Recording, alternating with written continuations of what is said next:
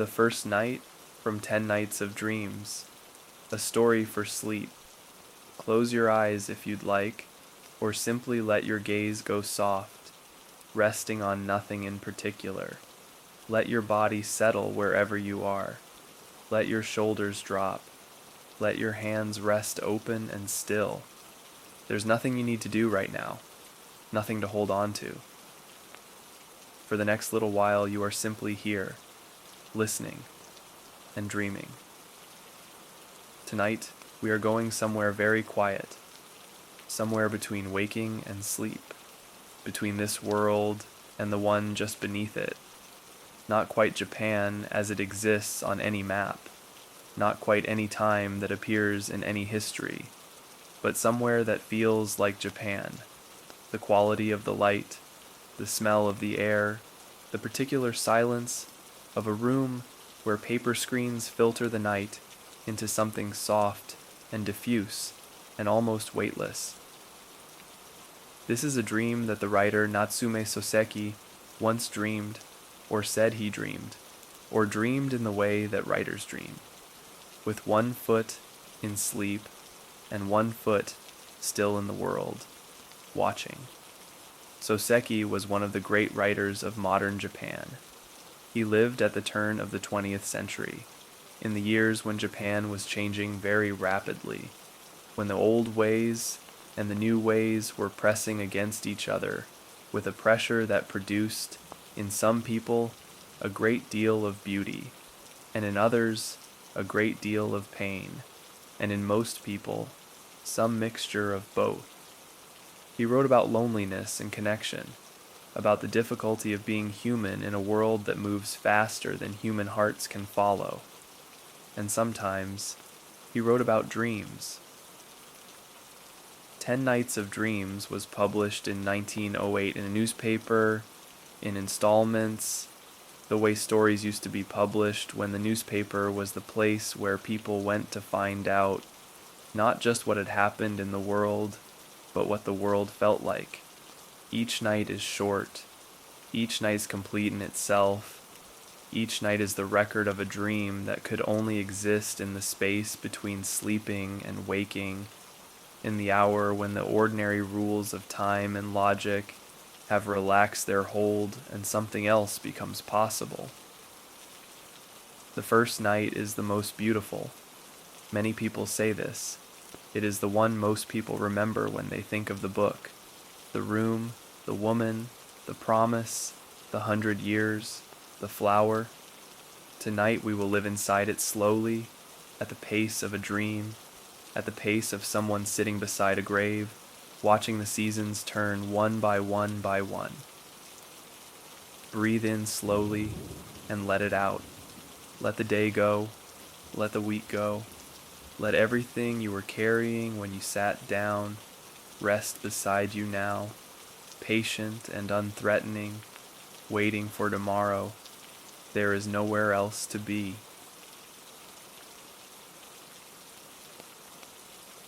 I had a dream like this. That is how the story begins. Not with once upon a time, not with a long time ago in a distant land, but with something more immediate than that, more personal, more like something that actually happened in the way that dreams feel like they actually happened while you are inside them. I had a dream like this. The room was simple, the kind of room that exists in old Japanese houses, a low ceiling, wooden beams darkened by years of smoke from the brazier, paper screens on 3 sides through which the faint light of a night sky pressed itself, diffuse and soft, neither bright nor dark, but somewhere in between, the way light is in dreams, the way light is in the hour before dawn, when the darkness has gone soft, but the day has not yet arrived. The floor was covered with tatami, the woven grass mats that are the floor of traditional Japanese rooms. Tatami is made from rush grass, woven tightly over a thick base of rice straw, and its smell is one of the oldest smells in Japanese domestic life. faintly green, faintly sweet, the smell of a plant that has been harvested and dried and woven into something useful, the smell of human labor transformed into something you can lie down on. New tatami is very green in color and very strong in scent. Old tatami fades to the color of dry straw, and its smell deepens and becomes something harder to name. Warmer, more complex, the smell of many seasons passing in a room that has been lived in and cared for and slept in by people who are no longer there. This tatami was old. The room was old. Everything in it had the quality of things that have been present for a very long time and have absorbed the time into their surfaces.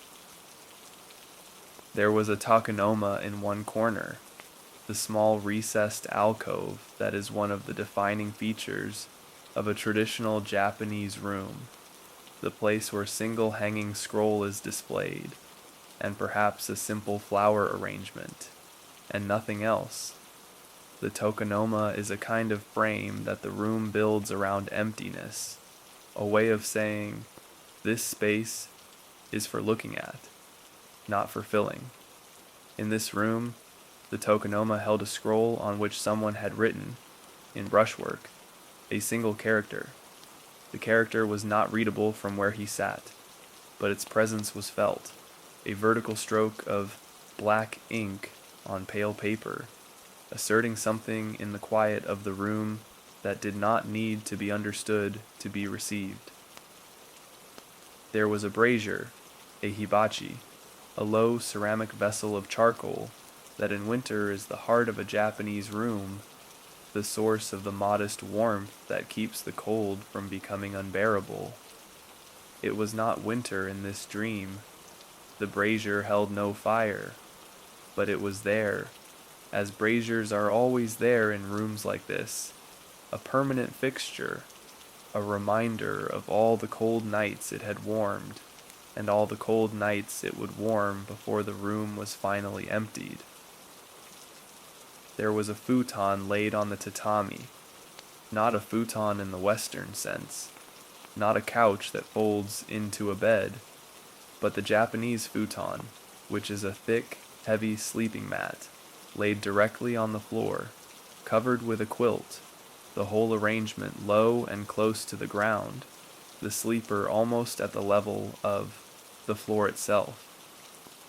Sleep in Japan has always been this way, close to the earth, without the elevation of a Western bed, without the separation from the floor that a bed frame provides.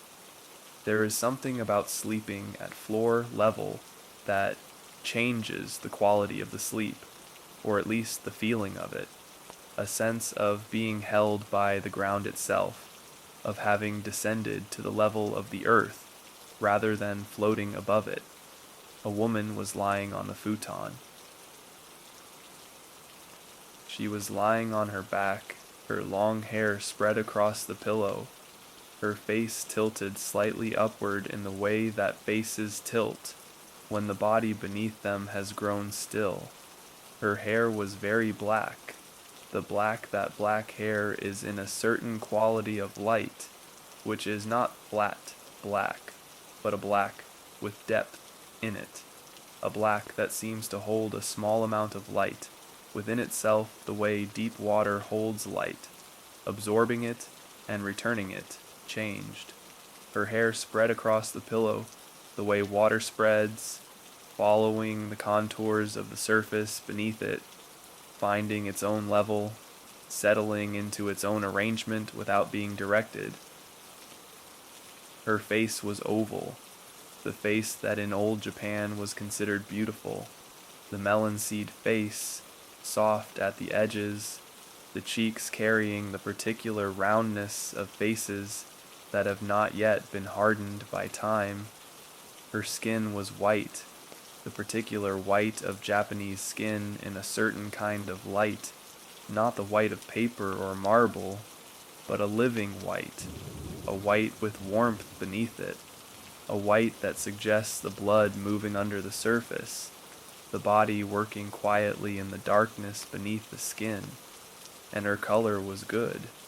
That was the strange thing. The color in her cheeks was warm, the blood still moving beneath the surface in the way that blood moves in people who are alive and well, and her lips were red in the way that lips are red when the body is still young and full of itself. She did not look like someone who was dying. He looked at her for a long time from where he sat.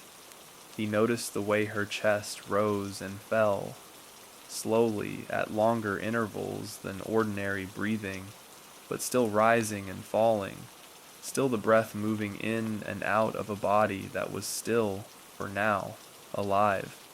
He noticed the way her hands lay at her sides, open, palms upward, the fingers slightly curved, the posture of someone who has let go of everything they were holding and is resting in the absence of it. He noticed the long black lashes against the white of her cheeks, very still, not even the small flutter that sleeping eyes sometimes show. She was not sleeping, but she was not gone yet either. She was somewhere between, in the place that has no name because people do not usually stay there long enough to need a name for it. The man sitting beside her, the one who was dreaming this, the one who says, "I had a dream like this," was sitting at her pillow with his arms folded, watching her. He had been sitting there for some time. He could not have said how long. Time in this room was not moving in the ordinary way. It was thicker than usual, slower, the way time moves in the hour before something changes, the way it moves when you are waiting for something you cannot quite name and cannot quite prepare for. The candle, if there was a candle, burned without flickering. The paper screens held the night steadily outside. The tatami was silent beneath him. Nothing moved. Nothing needed to move. They were simply there together in the stillness, the woman lying and the man sitting, and the room holding them both in its old, patient way. Then the woman spoke. She spoke in a quiet voice, the voice of someone who is being careful with their breath, who has learned to use it slowly, who knows that each breath is being counted now and is not to be spent carelessly. And she said, "I am going to die now." He looked at her. He looked at the warmth in her cheeks and the color in her lips, and the long dark eyes that were open now and clear, and looking back at him, and he thought, this does not look like dying. But he did not say that. He leaned close to her pillow and asked, very quietly, "Are you sure?" And she said, without hesitation, without drama, in the same quiet, steady voice, "Yes." Her eyes were very large. He noticed this as he leaned close, the way the darkness of them seemed to go on further than eyes usually go, transparent and deep at the same time, the way very clear water is transparent and deep simultaneously, so that you can see through it and still not see the bottom.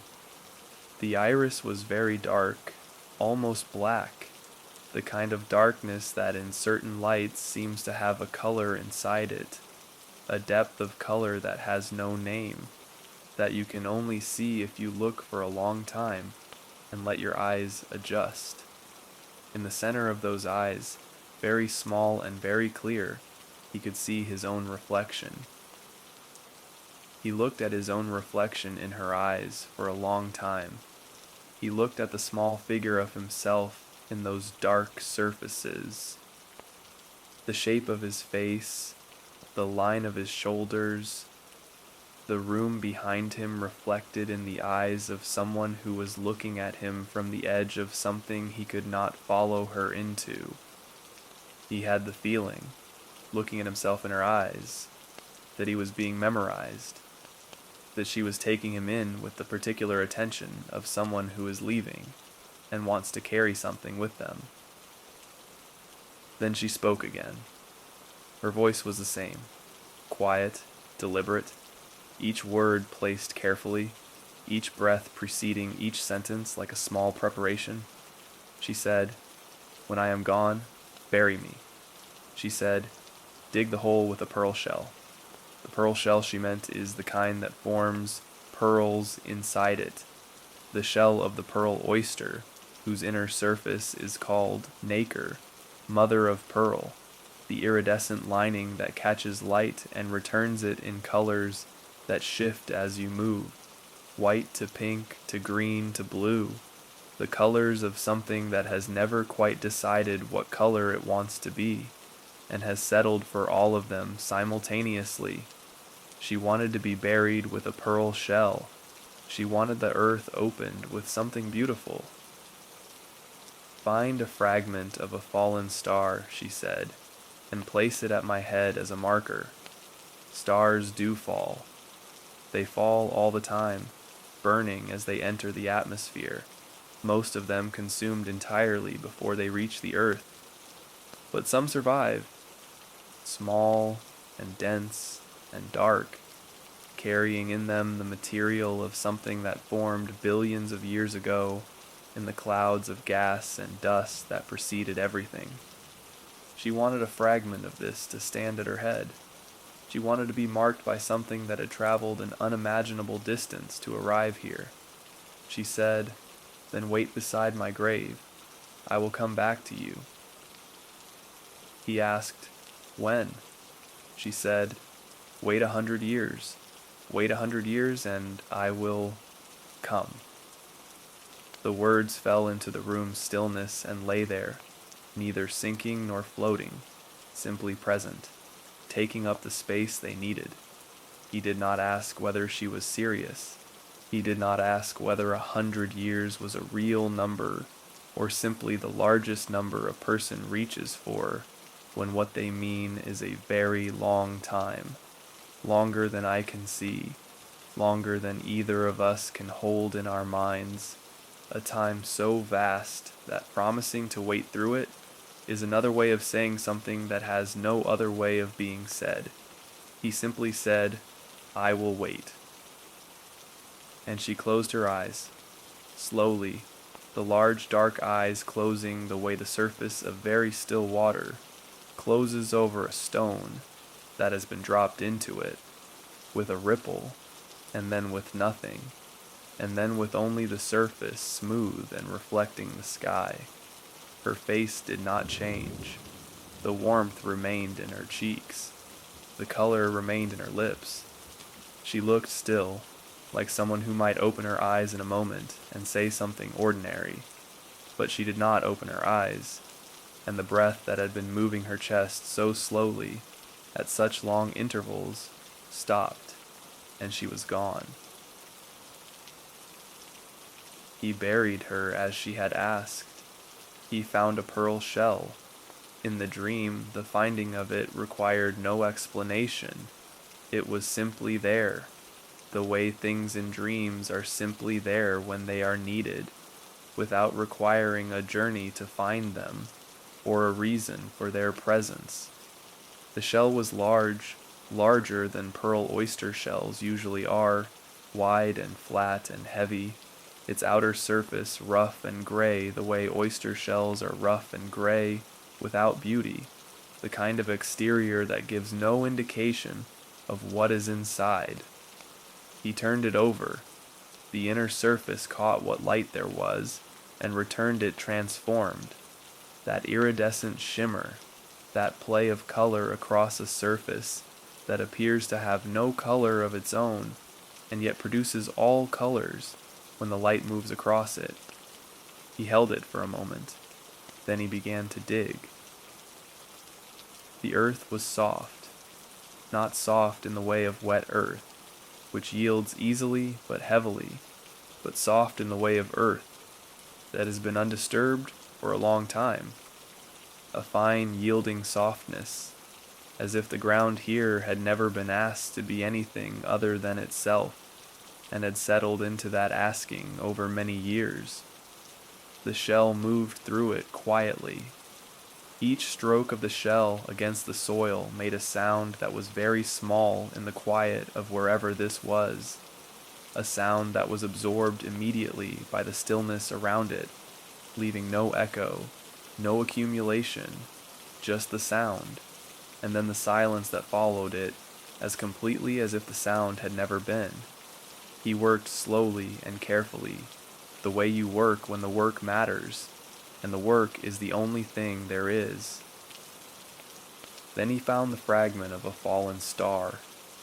It was small, the size of something that could rest in his palm, and dark, the particular dark of iron meteorites, which are among the densest things that exist, heavy in a way that surprises you, as if the material they are made of is more committed to the idea of weight than ordinary matter is. Its surface was pitted and scarred from the violence of its entry into the atmosphere, the heat, the friction, the burning, all of which it had survived and all of which had left their marks in a surface that was ancient and complex, and unlike anything that forms on earth. He placed it at the head of the grave. It caught the faint light from the sky above, held it for a moment, returned a small amount of it from its dark surface, then settled into the steadiness of something that has arrived at the place it was always going and has nothing more to do but be there. He sat down beside the grave to wait. The ground was cool beneath him, not cold, not uncomfortably cold, but cool in the way of earth that holds the temperature of the deep ground rather than the temperature of the air above it, a steadiness of temperature that is the ground's own version of patience. Above him, the sky was the color of the moment after the last light has left it, and before the stars have fully appeared, a color between blue and black, soft and immense and very still, the color of the sky's own waiting, its own interval between the brightness of day and the darkness of full night. The first stars appeared, one by one, as if the sky were remembering them. He looked at them. He breathed. He waited 100 years. The sun rose in the east and crossed the sky and set in the west. He counted it as one day. The sun rose again. He counted it as two. This was how he kept track, not by years, not by months, not by the names of seasons, but by the movement of the sun, one arc at a time, each rising and setting another unit of the waiting, placed carefully beside the others, like stones laid in a very long line that he could not see the end of, but was building faithfully one stone at a time. The days accumulated. Spring came first. The earth around the grave softened as the frost withdrew from the surface layer, the soil loosening, the compressed winter ground opening itself to the warmth that was beginning to come down from above. The grasses that had been brown and flattened by frost began to show green at their bases. First, just a hint of green, a suggestion, the color of something not quite ready to commit to itself, and then more confidently, pushing up through the dead material of last year, new and bright and entirely indifferent to the fact of the grave around which they grew. Small flowers appeared among the grasses. He did not know their names. They were very small and very simple, the kind of flowers that appear in early spring before the larger, more impressive flowers arrive, the advance party, the modest announcement that the season had changed. The light in spring was different from the light of other seasons, softer in the mornings, with a quality of gentleness that the harder light of summer would not have, lying across the earth with something that almost resembled kindness. The star fragment at the head of the grave caught the spring light and returned it in the small particular way it had returned all light, without transformation, without judgment, simply reflecting back what was given to it. Summer came. The grasses grew tall, taller than he had expected, reaching past the star fragment, reaching toward his knees as he sat. The insects arrived. The warm months bring insects in Japan in quantities and varieties that are their own kind of weather. The cicadas, above all, whose sound is one of the defining sounds of a Japanese summer, a sound so loud and so constant that it becomes indistinguishable from the heat itself, as if the heat were audible, as if summer were making a noise to announce itself. He sat in the sound of the cicadas, and the heat pressed down on him, and the grasses moved in whatever breeze there was, and he waited. The days were long in summer, the sun taking its time across the sky, the light lasting into the late evening, the darkness slow to arrive. He counted each arc. He counted each setting sun. He did not lose count. In the early years, he paid close attention to everything. The way the frost formed on the grass in November, each blade outlined in white crystal, the crystals growing in the particular direction determined by the temperature and the moisture and the angle of the surface, each one different from every other in the way that all crystals are different from every other, organized by the same rules into infinite variation. He noticed this. He had time to notice this. He noticed the way the rain fell in different seasons. Spring rain was gentle, the drops small, the sound on the earth soft, the rain falling at an angle determined by whatever breeze carried it, so that it arrived not quite vertically, but leaning slightly, as if it had somewhere it was going, and was moving in that direction even as it fell. Summer rain was different, heavier, the drops larger, the sound of it on the ground not soft but emphatic, each drop announcing itself. The storms that came in summer, the kind that build through the afternoon in towers of cloud and break in the early evening, those storms were the loudest things that happened in this place, the thunder rolling across the sky, and the lightning throwing sudden shadows in the darkness between the strikes. He sat through the storms. He got wet. The star fragment stood in the rain as it had stood in everything, without opinion, without response, simply present. Autumn rain was the gentlest. The kind of rain that falls in October is in Japan associated with a particular mood, a kind of beautiful melancholy, the mood of something ending that was good while it lasted, the mood of the last warm days giving way to cold. The poets wrote about this rain. They gave it its own word. They attended to it the way you attend to something that is leaving.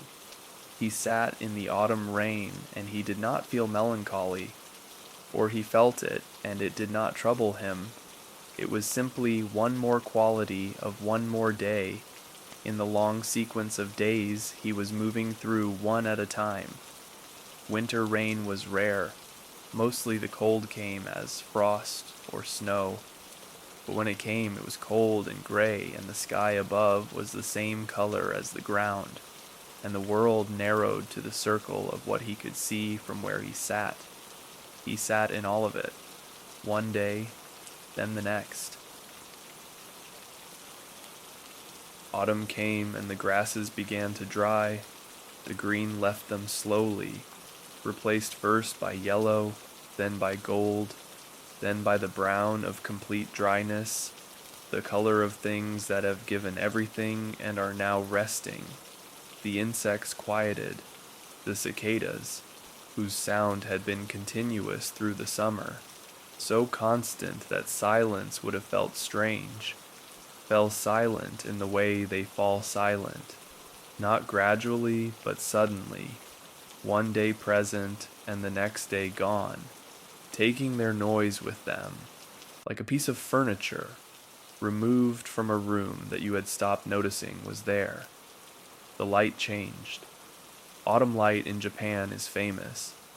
The particular quality of afternoon light in September and October, long and low and golden, with a warmth in it that is different from the warmth of summer light, softer, more considered, the light of a season that knows it is ending and is making the most of the time it has left.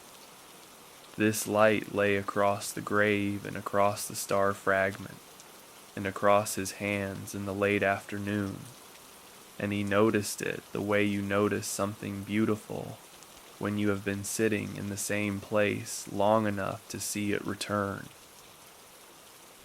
The leaves on the trees, at the edge of his field of vision, he had not paid attention to the trees, but they were there, they had always been there, changed color.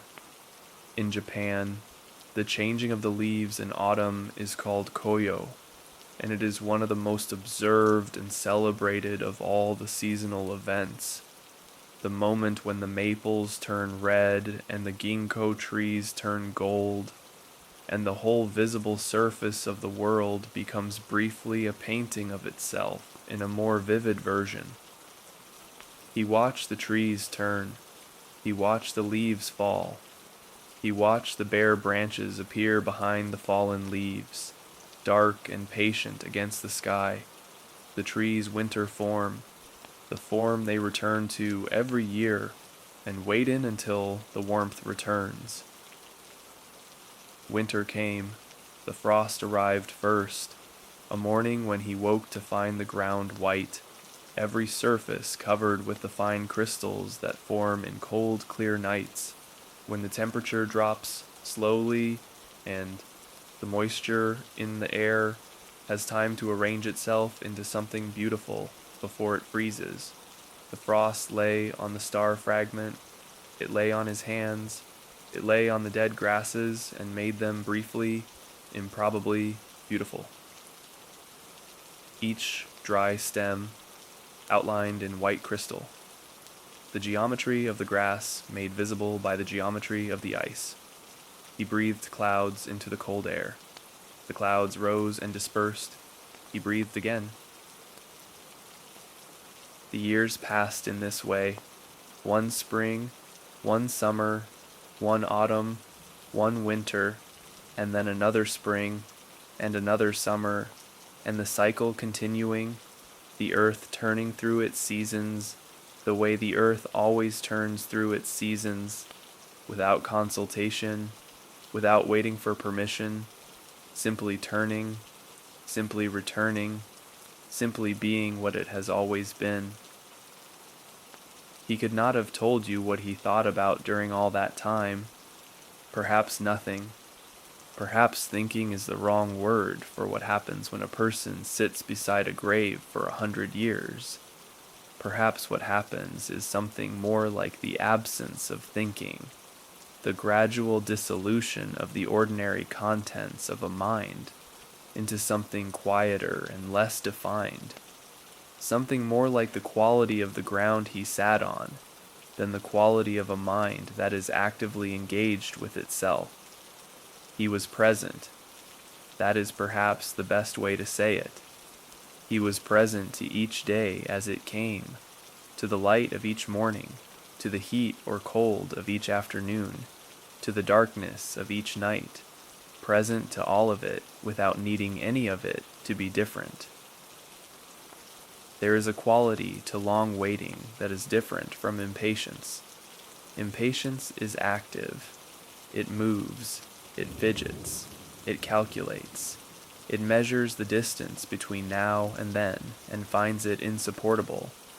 But the waiting he was doing was something else. It was more like a form of being than a form of doing. He was not counting down. He was not waiting for the 100 years to end. He was simply living inside the 100 years, one day at a time, one sun crossing at a time, present to each one without needing it to be different from what it was, without needing it to be closer to the end. The grasses around the grave grew and were flattened by wind and grew again. The star fragment weathered slowly, its surface changing almost imperceptibly from year to year. The way very old stones change, not disappearing, not diminishing, but becoming more deeply themselves, more settled in their existence, more entirely what they are. The light on this particular patch of earth shifted through its annual cycle again and again and again. The low winter light, the high summer light, the long golden light of autumn afternoons that seems to want to stay but cannot, and he sat in all of it, patient, present, waiting.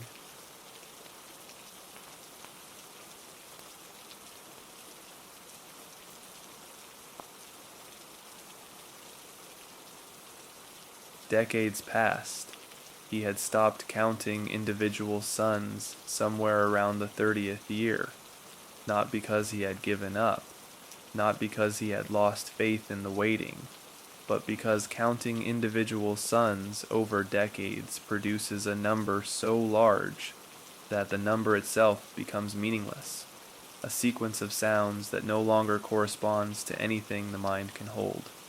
He counted years instead, 30, 35, 40, halfway. In the 40th year or thereabouts, the world around the grave changed. The trees, at the edge of his field of vision, which he had noticed in the first years as distant shapes, and then had stopped noticing as the eye stops noticing what is always there, those trees had grown larger. Their canopies had spread. Their trunks had thickened. The shadows they cast in the afternoon reached further than they had before, creeping toward the grave in the late afternoons of summer, stopping short of it, pulling back as the sun moved.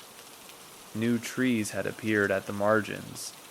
The landscape he had looked at for 40 years was not quite the same landscape he had looked at in the first year, and yet it had changed so slowly that he could not point to any single moment when it had been different. Change, at this scale, was invisible in the moment, visible only in retrospect. In the 50th year, he noticed the star fragment had changed. Its surface had been altered by weather.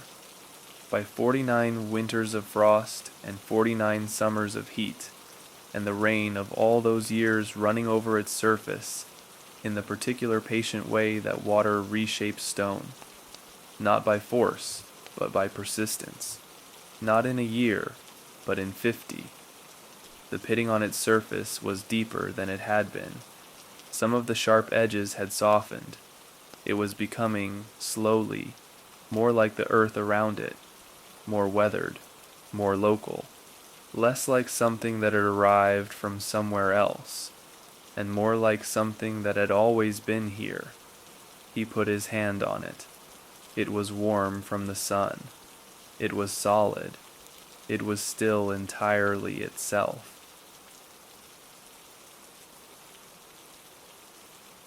In the 70th year, he had a dream within the dream. He dreamed of the room with the tatami and the paper screens and the tokonoma with its single scroll. He dreamed of the futon and the woman lying on it, and the quality of her breathing in the last hours, that slow, careful breathing, that counting out of breath.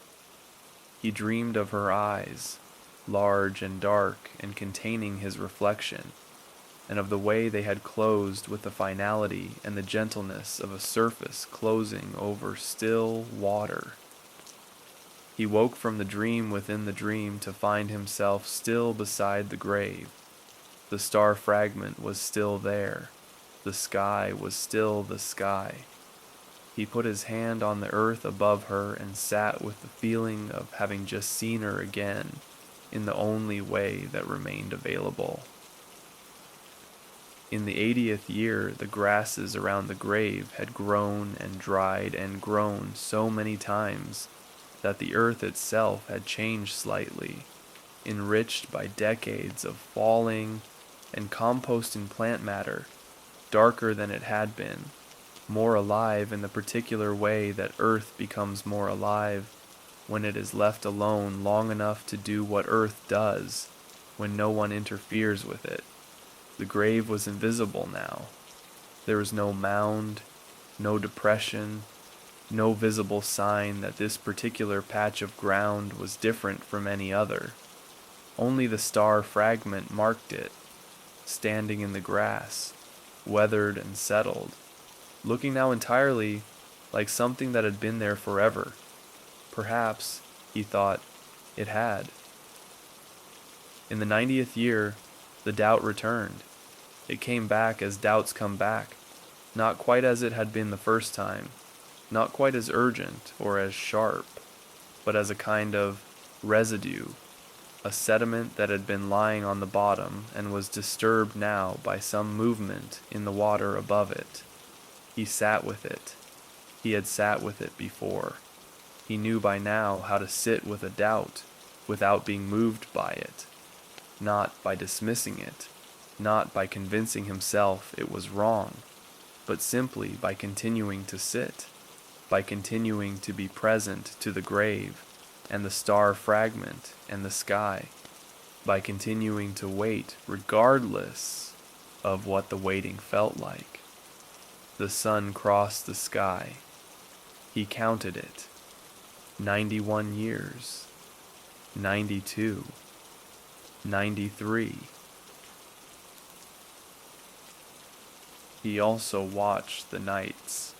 He had thought, in the beginning, that the nights would be the hardest, that the darkness would be where doubt lived, where the long waiting would feel longest, where the absence of the sun to count would leave him with nothing but the silence and the dark and the fact of the grave beside him, but it was not like that. The nights, he found, had their own contents. The stars were different from the sun, not one thing moving through a known arc, but a field of things, each one fixed in its position relative to the others, the whole field rotating slowly through the night as the earth turned beneath it. He learned the constellations, not their names. He did not know the names they had been given, the stories that had been told about them in the long human history of lying on the ground and looking up, but their shapes, the particular arrangements of brightness that appeared in different parts of the sky at different times of year, reliable and returning, the same shapes on the same nights year after year for all the years he watched them. The moon was company of a different kind. The moon changes. That is its nature, its defining characteristic, waxing and waning, full and new and full again, through a cycle that is shorter than a month and longer than a week, and that has been marking time for humans since before there was anything to mark time with. He watched the moon move through its phases and found it comforting in a way he had not expected. The reliability of the change, the fact that waning always leads to new, and new always leads to full, that there is no phase of the moon that lasts forever, that the darkness of the new moon is simply the moon gathering itself for the next brightening. He watched the full moon rise over the trees at the edge of his field of vision and cross the sky and set. He watched it many times. Each time it was the same, and each time it was different. the same brightness, the same circle, the same slow arc, but the air was different, the temperature was different, the sounds of the night around him were different, and so the moon was different. Seen through all of these, the same thing made new by its context. On the clearest nights, when there were no clouds and no moon, and the sky was entirely given over to stars, he could see the band of the Milky Way, the dense concentration of stars along the plane of the galaxy, which in old Japan was called the River of Heaven, the river that the weaver and the herdsman were separated by, and could cross only on the 7th day of the 7th month, when the magpies came together to form a bridge. The story of the weaver and the herdsman, Tanabata, was a story about waiting, about love that persists across distance, about the particular beauty of reunion that comes after long separation. He thought about this on the nights when the river of heaven was visible above him. He thought about the weaver on her side of the river doing her work, and the herdsman on his, and the bridge of birds that appeared once a year to let them cross. He thought, I am also waiting for a bridge. I am also counting the days. But somewhere, deep in the waiting, far into the 100 years, in a year he could not have named, a thought came. It arrived the way doubts arrive, not all at once, not announced, but quietly, the way water finds its way into a stone, through a crack so small you do not notice it until the water is already inside. He began to wonder whether she had meant it, whether 100 years was a real number, or simply the largest number a person says when what they mean is a very long time, an impossibly long time, a time so long that promising it is another way of saying something that cannot really be promised, a gesture toward the infinite that uses a number because the infinite has no number. He sat with this thought. He did not dismiss it. He let it be there the way you let an uncomfortable thought be there when there is nothing to be done about it, without welcoming it, without fighting it, simply allowing it its space, the way the earth allows the root that grows into it its space. The doubt did not grow quickly. It was slow, the way everything in this place was slow, the way the grasses grew and dried and grew, the way the seasons turned, the way the years accumulated, without hurry, without drama, simply present, and then more present, and then more present still. He looked at the grave. He looked at the star fragment. He looked at the earth that had been undisturbed for so long that it no longer looked like a grave, but simply like the ground, ordinary, unremarkable, the same as everything around it, indistinguishable from the earth that had never held anything at all. And he thought, what if she did not mean it? What if the words were spoken in the particular generosity of the dying, who give what they can give, which is sometimes more than they have, who promise what they can promise, which is sometimes more than is possible. And the promise was real in the moment of its making, but cannot be kept because keeping it requires something the promise cannot provide. He sat with this. The sun crossed the sky, the grasses moved, the star fragment stood at the head of the grave and said nothing, as it had always said nothing, patient and material and entirely unresponsive to the things that happened around it.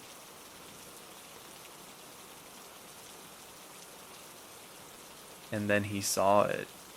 Something was moving beneath the star fragment, not the earth shifting, not the ordinary settling of soil, not the work of a root or a worm, or any of the small, ordinary lives that take place continuously beneath the surface of the ground, but something deliberate, something pushing upward with a kind of patient intention, the way things push upward in spring when the ground has held them long enough and the time has finally come and everything that needed to happen underground, in the dark, in the long cold patience of the buried, has happened, and now it is time to rise.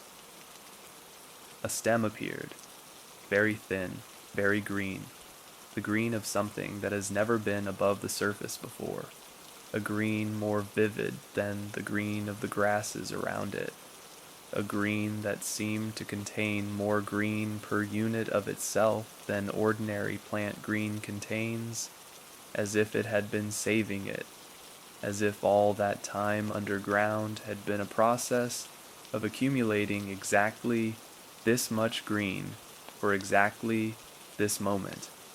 It came up slowly. He watched it. He held very still, the way you hold still when something is happening nearby that you have been waiting for a very long time and do not want to disturb with even the smallest movement. The stem rose past the star fragment. It rose into the open air.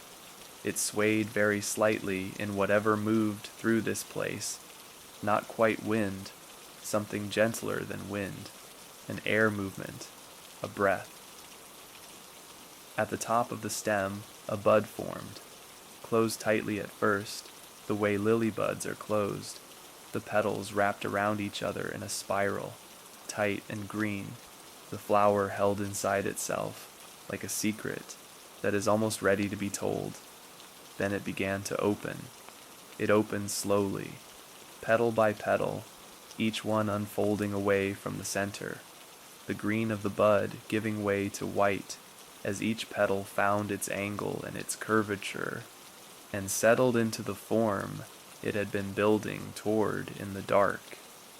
The white that appeared was not the white of paper, or the white of snow, or the white of anything that has been bleached or cleaned or emptied of color. It was a living white, warm at its center, cool at its edges, the white of something that contains within itself the warmth of the process that made it, luminous in the way that only living white things are luminous, as if the light were coming from inside rather than reflected from outside. The scent reached him.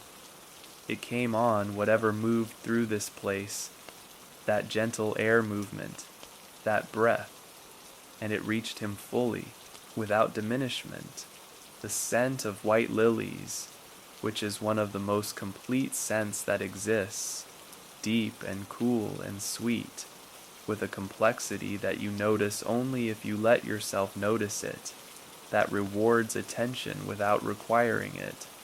He breathed it in. It went all the way in, reaching something inside him that he had not known was waiting to be reached, filling something that had been empty for a very long time without his knowing it was empty. He leaned forward, very slowly, very carefully. He brought his face close to the flower. The petals were cool against his skin, cooler than the air, cooler than his hands, with a coolness that was not the coolness of cold, but the coolness of something that has its own temperature, and maintains it regardless of the temperature around it. Cold drops of dew rested on the petals, each one perfectly round, each one catching the faint light from the sky above, and holding it in the small, perfect sphere of itself. He closed his eyes.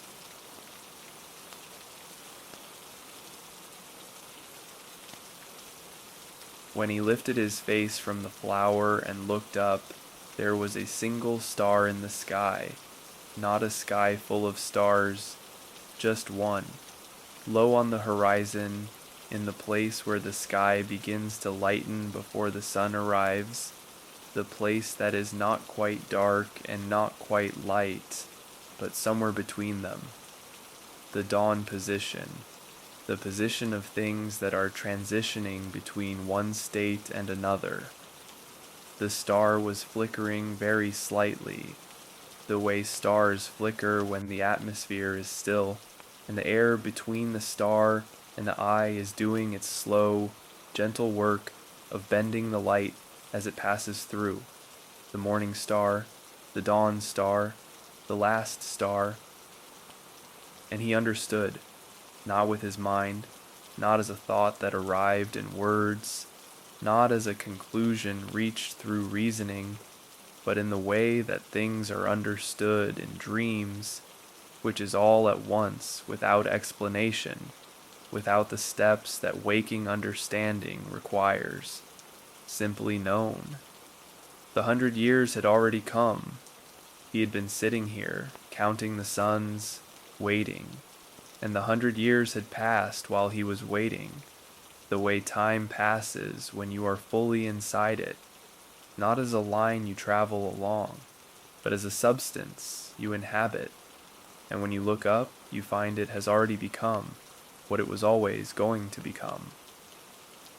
She had come back, not as a person, not in the form he had imagined, not standing beside the grave calling his name, but as a flower, in the only form that was available to her, the only form that the distance she had traveled could produce, white and cool and fragrant, rooted in the earth that had held her, reaching toward the light through the star fragment she had asked him to place there, not the reunion he had pictured, but a reunion, real, present, here.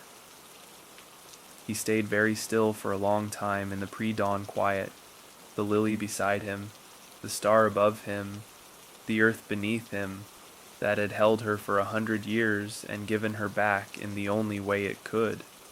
He did not move. He did not need to. Everything that needed to happen had already happened. Everything that needed to be kept had been kept. The promise had been a real promise. The 100 years had been a real 100 years. And this white flower in the pre-dawn quiet, this scent in the still air, this single star low on the horizon, this was a real return. Let it all soften now, the quiet room and the paper screens, the woman's dark eyes reflecting his face, the promise made at the edge of sleep, the pearl shell and the star fragment, the long patient years beside the grave, the spring grasses and the summer cicadas, the autumn light and the winter frost, the doubt that came and was held without being believed, and the white lily opening in the first light. Let it dissolve gently, the way dreams dissolve when morning comes, not disappearing exactly, but becoming part of something larger, something you carry without knowing you carry it, something that is still there when you look for it in quiet moments, something that has to do with patience and with keeping what you said you would keep, and with the particular way that love survives the forms it first arrived in and finds new ones. There is nothing left to hold tonight. You are warm, and you are still, and you are exactly where you should be. Let your breathing slow. Let the quiet take you. The star is still there, low on the horizon, flickering. The lily is still there, white and cool, its work done, its promise fulfilled, resting now. Rest well, sleep well, good night.